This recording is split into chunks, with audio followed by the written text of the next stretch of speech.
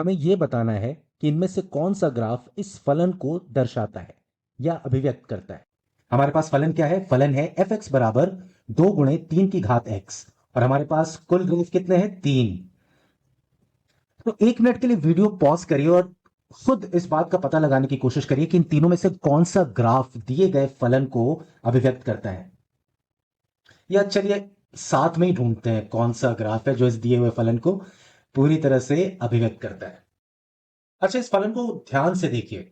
इसको देख के ये तो समझ में आ रहा है ना कि ये एक चरघातांकी फलन है, क्योंकि यहां पर देखिए हमने कोई संख्या ली और उसका गुणा एक दूसरी संख्या में किया जिसके ऊपर कोई घात है, और चरघातांकी फलन का रूप ऐसा ही होता है। अच्छा, इस फलन के बारे में हम दो तरीके से सोच सकते हैं। क्या हो कि अगर हम x का मान 0 ले लें, इस स्थिति में f 0 का मान कितना हो जाएगा? 2 × 3 की घात 0, और 3 की घात 0 का मान कितना होगा? 1। तो इस तरह से इस फलन का मान हो जाएगा 2। तो इसको एक कहने का एक तरीका तो यह हुआ कि y बराबर एफ एक्स के ग्राफ में जब x का मान 0 होता है तो y का मान कितना हो जाता है? 2। अच्छा, आइए हम इस फलन को एक बार फिर से देखते हैं। इस फलन में क्या है? 2 × 3 की घात x। इस फलन में 2 दरअसल y का प्रारंभिक मान है। अब आपको लगेगा ये प्रारंभिक मान क्या है?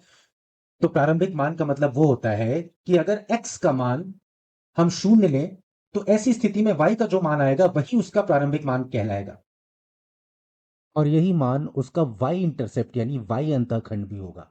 y अंतःखंड का मतलब वह बिंदु जहां पर ग्राफ y अक्ष को काटता है। यानी अगर हम इन तीनों ग्राफ्स में से वो ग्राफ ढूंढ लें जहां पर y का प्रारंभिक मान या y इंटरसेप्ट यानी वो जगह जहां पर वक्र y अक्ष को काटता है उसका मान अगर 2 मिल जाता है तो हमें हमारा उत्तर मिल जाएगा। अब आप गौर से इन तीनों ग्राफ्स को देखिए। क्या इस पहले ग्राफ में ये वक्र यानी ये ग्राफ y अक्ष को 2 पर काट रहा है? नहीं, ये काट रहा है यहां यानी 1 पर। हम अगर दूसरे ग्राफ में जाएं तो यहां पर क्या ग्राफ y अक्ष को 2 पर काट रहा है? नहीं, ये यहां पर अक्ष को 3 पर काट रहा है। इसका मतलब ये दोनों ही गलत हुए। अब अगर हम तीसरे ग्राफ में जाएं तो यहां पर वक्र y अक्ष को 2 पर काट रहा है। इसका मतलब हमारा उत्तर ये ग्राफ होगा, और ये ग्राफ वो ग्राफ है जो इस पूरे फलन को दर्शाता है। तो इस पूरे सवाल में हम बड़ी आसानी से एलिमिनेशन विधि से यानी गलत उत्तरों को छांटकर अपने आप सही उत्तर पर पहुंच गए। तो चलिए थोड़ा सा और विश्लेषण करते हैं ताकि हम किसी भी तरह के ग्राफ और किसी फलन में संबंध निकाल सकें और सही उत्तर तक पहुंच सकें। इस पूरे फलन को देखने का एक तरीका और है कि यहां पर अगर हम 3 पर निगाह डालें तो ये 3 दरअसल इस पूरे फलन में एक तरह का कॉमन रेशियो है यानी सार अनुपात है।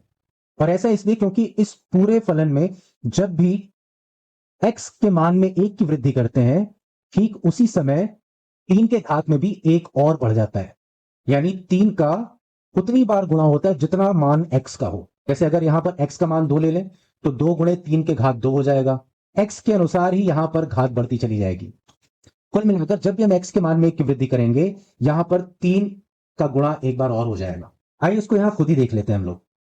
मान लीजिए हमने यहां पर f0 की जगह 1 बढ़ाते हुए x का मान 1 बढ़ाते हुए f1 ले लिया। ऐसे में यहां पर क्या हो जाएगा? 2 × 3 की घात 1 यानी 2 × 3 यानी 6। और देखिए f0 में जब ये 2 था और f1 बढ़ाने पर यहां पर 3 की भी एक घात बढ़ गई, 3 का एक और बार गुणा हुआ और 2 × 3। तो इस तरह से यहां से भी यह सिद्ध होता है कि 3 यहां पर एक सार्वनुपात है। और ठीक इसी तरह से आप जैसे जैसे x का मान यहां पर बढ़ाते जाएंगे, जैसे यहां पर x की जगह हमने 2 ले लिया, ठीक उतनी बार 3 का गुणा भी होता चला जाएगा। यहां क्या हो जाएगा? 2 × 3 की घात 2, और ये कितना हो जाएगा? 3 3 9 दूनी 18। अब ये देखिए पिछले मान का 3 गुना है कि नहीं है, यानी यहां पर फिर से सिद्ध होता है कि सार्वनुपात 3 है। तो आइए अब हम इस सार्वनुपात 3 के आधार पर यह जानने की कोशिश करते हैं कि इन तीनों में से वो ग्राफ कौन सा है जो एफ एक्स बराबर 2 × 3 की घात x को दर्शाता है। तो आइए हम सबसे पहले ग्राफ से इसकी शुरुआत करते हैं। अच्छा, इस ग्राफ में हमने देखा था कि y इंटरसेप्ट का मान 2 × 3 के घात x के हिसाब से गलत था। लेकिन जब इसी ग्राफ में हम x बराबर 0 से x बराबर 1 पर जाते हैं तो y का मान 1 से बढ़कर 3 हो जाता है, और जब x का मान 2 लेते हैं तो यहां पर y का मान 9 हो जाता है। तो अगर ध्यान से देखें तो दरअसल ये ग्राफ y बराबर 1 × 3 के घात x का ग्राफ है, यानी y बराबर 3 के घात x का ग्राफ। इसका मतलब कि ये ग्राफ इस फंक्शन का ग्राफ नहीं है। उसी तरह से जब हम इस दूसरे ग्राफ को देखते हैं तो y का प्रारंभिक मान 3 है, यानी x बराबर 0 पर y का मान 3 है, और x में 1 जोड़ने पर y का मान 6 हो जाता है, और फिर x का मान जब 2 लेते हैं तो y का मान 12 हो जाता है।